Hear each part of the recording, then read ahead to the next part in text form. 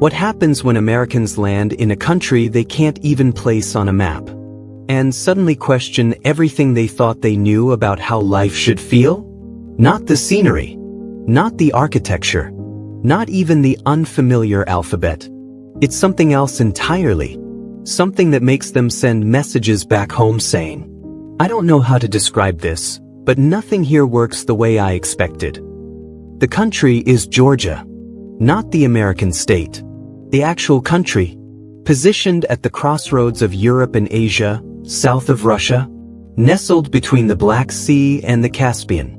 Most Americans couldn't locate it on a map before booking their flight. But here's what's interesting, they're not just visiting anymore. They're extending 2-week trips into 2-month stays. They're applying for residency. Some are relocating entirely. Something about this small nation is creating a reaction that goes beyond typical travel satisfaction. A kind of cognitive dissonance that forces a reckoning with assumptions about modern life itself. So what exactly are Americans discovering? When Americans plan a European trip, the mental image is fairly consistent. The expectation is clear. Europe is beautiful, culturally rich, historically significant, and expensive. Exhaustingly so. Georgia doesn't fit this framework. Most Americans have no framework for Georgia at all. When people do have preconceptions, they tend to imagine something vaguely post-Soviet. Gray apartment blocks, bureaucratic inefficiency, perhaps a trace of lingering Cold War aesthetic. But the moment Americans arrive, these expectations begin to fracture. Tbilisi is a collision of eras. 5th century churches stand next to Art Nouveau mansions, Soviet modernist structures, and contemporary glass towers. The streets wind through valleys, climbing hillsides, following no grid pattern. And then there's the feeling, harder to quantify but impossible to ignore. A sense that something fundamental operates differently here.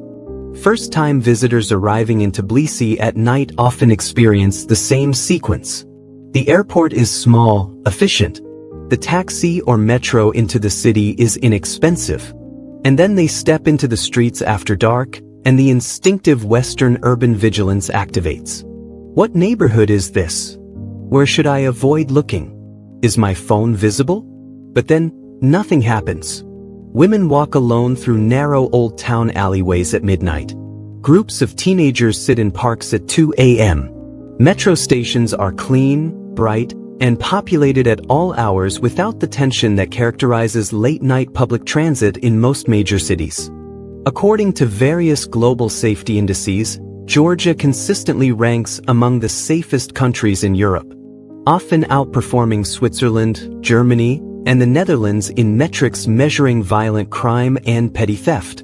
This creates a dissonance for Americans accustomed to urban anxiety. In most major U.S. cities, there's a constant low-level awareness. Certain neighborhoods to avoid, certain hours when streets empty, certain precautions that become automatic. In Georgia, first-time visitors describe the gradual realization that they've stopped checking over their shoulder. That they've walked for 20 minutes through an unfamiliar neighborhood at night without once calculating risk. One visitor described it as forgetting to be afraid. Parents let young children play in parks unsupervised. Elderly women walk home from the market alone at dusk. The baseline assumption seems to be trust rather than suspicion. For Americans, particularly those from large cities, this absence of ambient threat registers as almost eerie at first, then liberating, then finally revealing. It raises an uncomfortable question. How much of American urban life is shaped by an acceptance of danger as inevitable? There's a specific moment many Americans experience in Georgia, usually within the first few days. It happens at a restaurant or a market, or when paying rent for the first time. They look at the total, then look again, then ask if there's been a mistake. A full dinner with wine, appetizers, and multiple courses, $15. A month's Metro Pass, $6. A bottle of excellent Georgian wine, $5. A modern apartment in a central neighborhood, $500. The immediate reaction is to wonder what's wrong. What's the catch? Is the quality poor? But the catch is simply purchasing power differential. Georgia's economy operates on a different scale than Western Europe or the United States, while maintaining quality that often exceeds American expectations. To be clear, these prices are relative. For Georgians earning local salaries, where the average monthly income is around $400 to $600, life is not inexpensive. But for Americans with U.S. income, whether from remote work, savings, or retirement funds, the economic equation inverts dramatically. Remote workers discover they can live in the center of a capital city, eat out regularly, travel every weekend, and still spend less per month than they would on rent alone in Austin or Portland or Brooklyn. This creates a particular kind of psychological shift. It's not about living cheaply in the backpacker sense. It's about discovering that a comfortable, culturally rich, socially engaged life doesn't require the financial strain Americans have come to accept as normal. The revelation isn't just economic. It's philosophical. If quality of life doesn't correlate directly with cost of living, what does that suggest about the systems Americans have built? Here's where Georgia diverges most dramatically from both Western Europe and the United States: the border crossing. Since 2014, Georgia has maintained a visa policy that allows citizens of 95 countries, including the United States, to enter and remain for 365 consecutive days without any visa, application, fee, or paperwork. You simply arrive, show your passport, enter for 1 full year. Most Americans learning this assume there's missing information. There must be forms. There must be fees, but there aren't.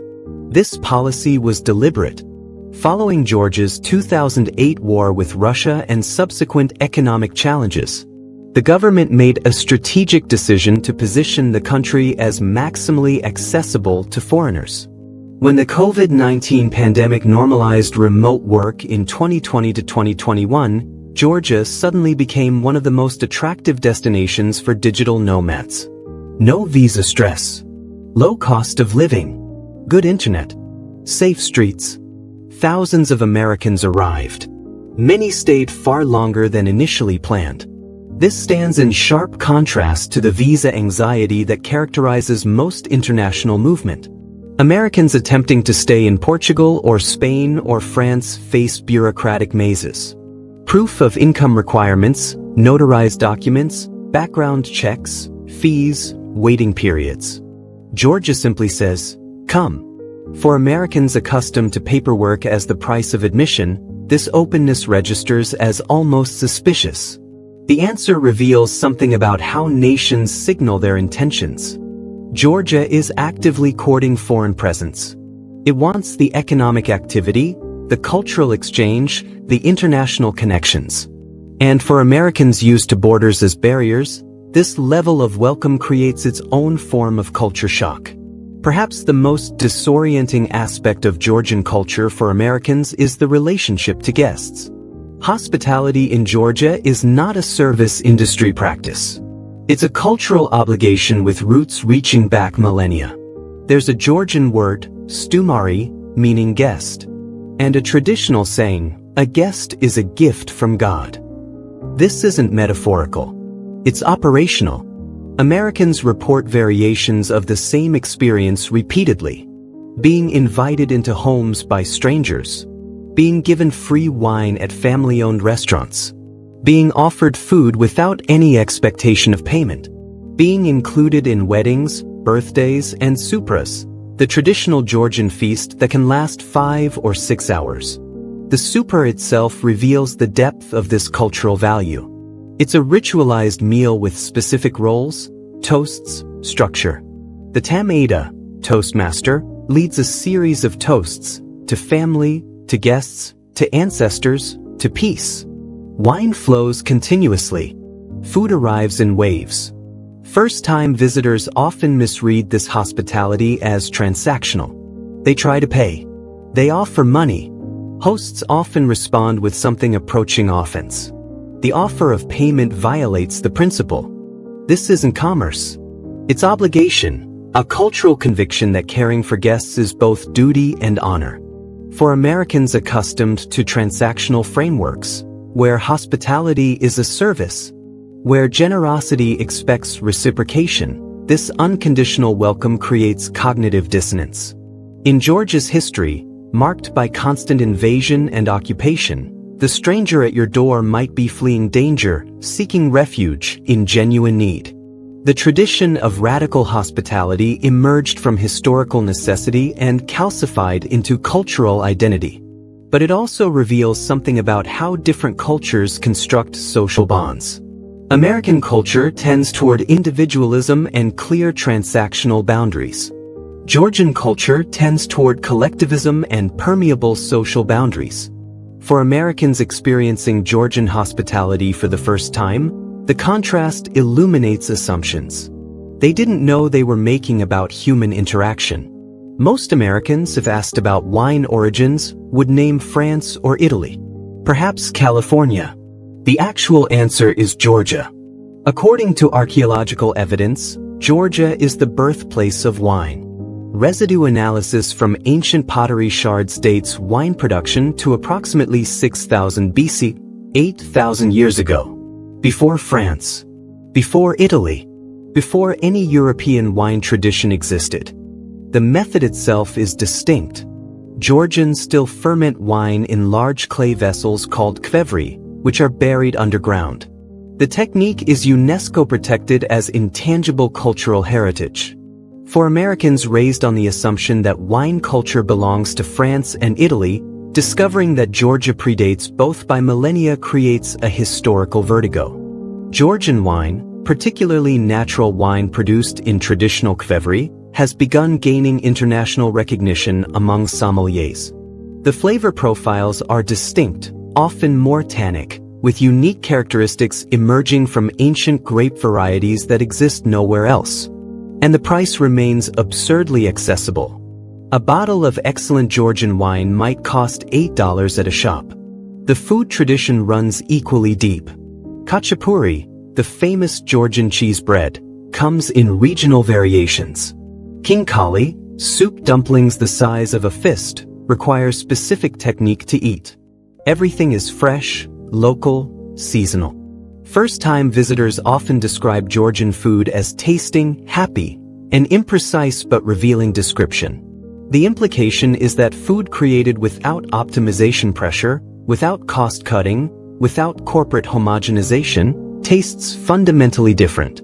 For Americans accustomed to $16 avocado toast and elevated street food, the simplicity and quality of traditional Georgian cuisine creates another inversion. The question becomes, when did food become this complicated? Americans arriving in Georgia often report a specific form of frustration during their first few days. Nothing happens quickly. Meals last 2 or 3 hours. Conversations meander. People sit in cafes for half a day without laptops. The rhythm of life simply operates on a different tempo. For Americans accustomed to optimization, fast casual dining, productivity hacks, time management systems, this slowness can feel inefficient at first, almost frustrating. But something shifts after the first week. The constant background hum of urgency begins to quiet. The impulse to check phones every few minutes weakens. The guilt about wasting time, sitting in a cafe doing nothing starts to fade. First-time visitors describe this shift in similar terms. I didn't realize how tired I was. Not physically tired, existentially tired. Georgian culture maintains a different relationship with time. Work is important. People are industrious. But work is an identity. Career isn't purpose. Productivity isn't virtue.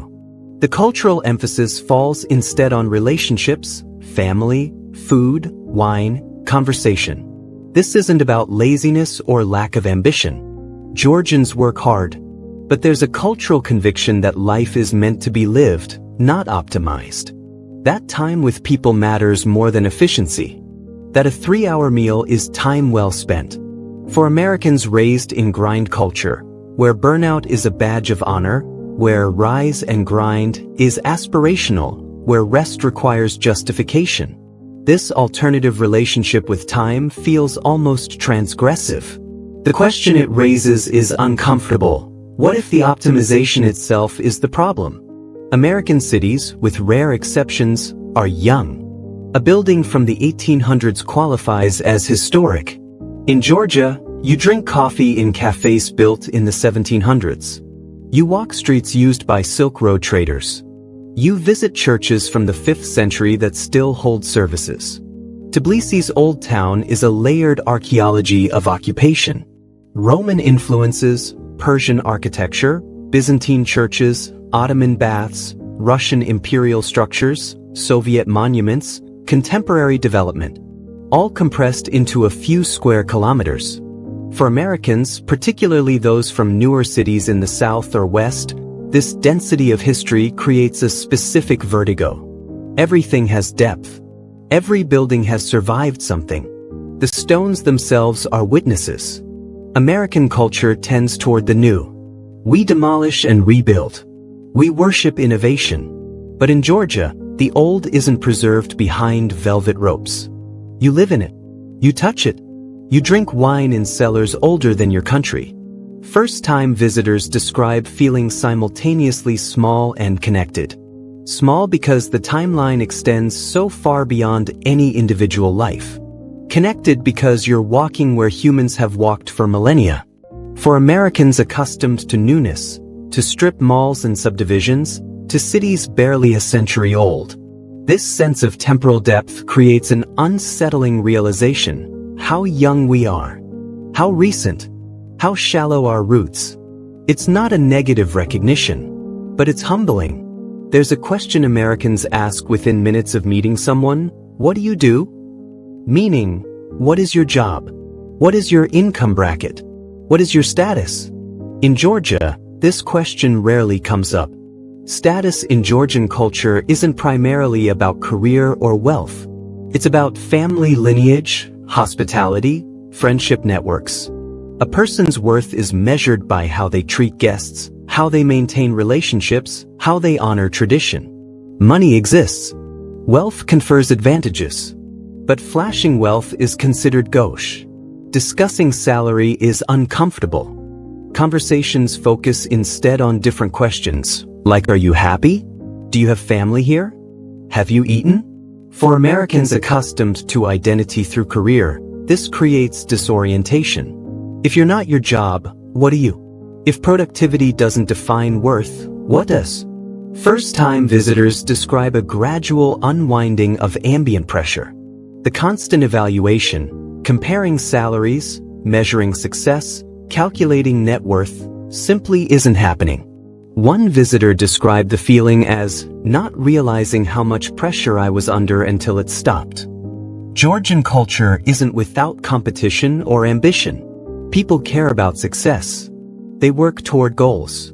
But the framework is different. Success doesn't equal income.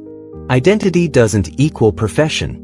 For Americans trained to equate worth with productivity, this alternative value system reveals how deeply embedded the American framework has become. Georgia isn't perfect. Infrastructure can be inconsistent. Bureaucracy can be maddening. Language barriers are real. Political tensions exist. It's not a utopia.